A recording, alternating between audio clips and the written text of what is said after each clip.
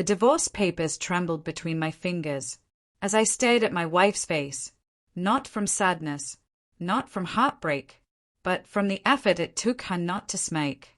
She sat across from me, legs elegantly crossed, eyes cold, jaw tight with silent triumph. Behind her, her lover leaned casually against the counter, sipping my whiskey, admiring the crown molding in a house he never paid for, in a life he never built. He let out a low whistle. "Beautiful place," he said. I didn't reply. I just slid the papers across the marble island. She didn't glance down. She didn't need to. She'd rehearsed this scene far longer than I had.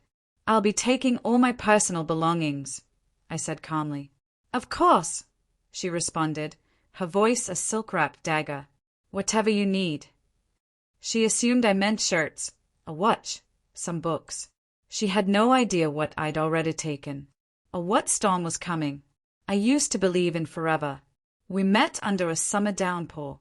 She was drenched, lost, cursing the thunder.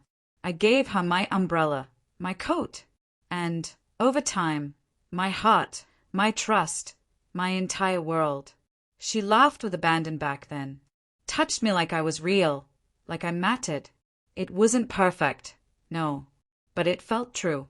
And in my world of contracts and sharks, that feeling was sacred. Then came the cracks. Her phone always face down. Business trips with no itinerary. A kiss that grew colder by the week. I told myself it was stress, that love ebbs and flows, but lies have a scent, and hers reeked of a cologne I never wore. It was the third Thursday of October. I came home early. No warning. Her car was parked outside. Inside, music, laughter, a man's voice. I didn't make a sound, just watched from the shadows. She didn't hear me. She didn't even check.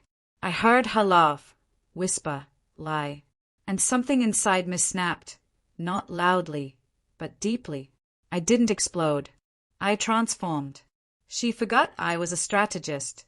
Before I was her husband, I was the fixer, the man who made other people's chaos disappear.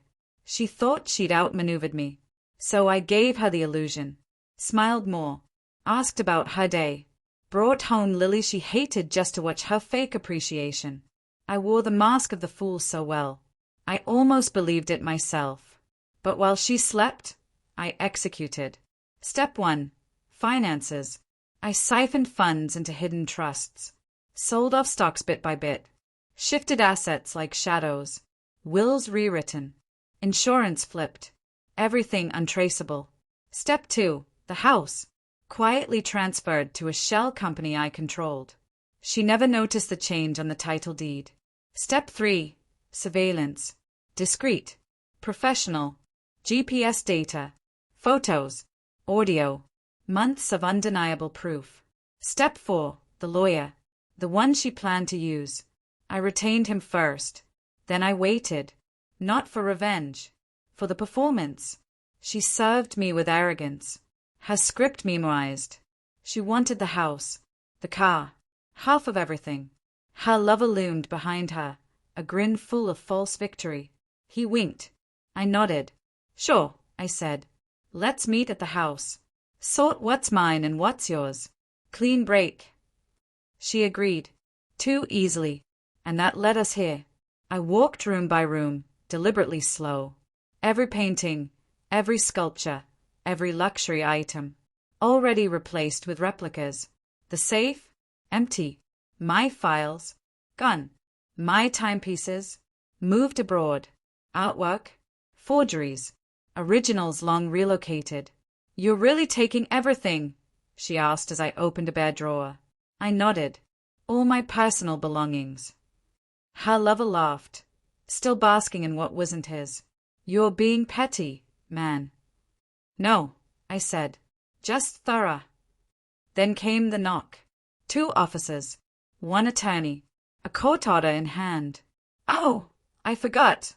I turned to her calmly. Your lover's on probation. This affair? That's a violation. Her mouth opened. No words came. He grabbed the paper, eyes wide, hands trembling.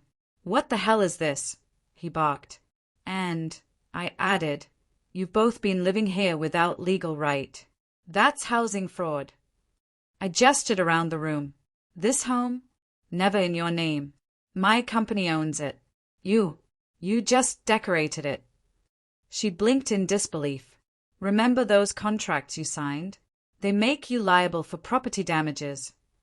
The officers moved past me. "Step outside," one said. "There's a claim of unlawful occupancy. Also, your car is being repossessed." She screamed then. Not words, just raw, frantic noise. Her lover spun on her, fury in his voice. "You told me this was handled." I watched them disintegrate, not with glee, but with stillness.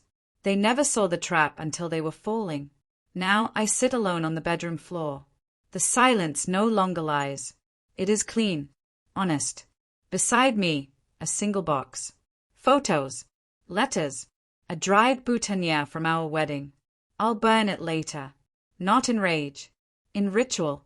Some ghosts deserve flame. They thought they were playing chess, but I built the board. And sometimes the king walks away, alone, but undefeated.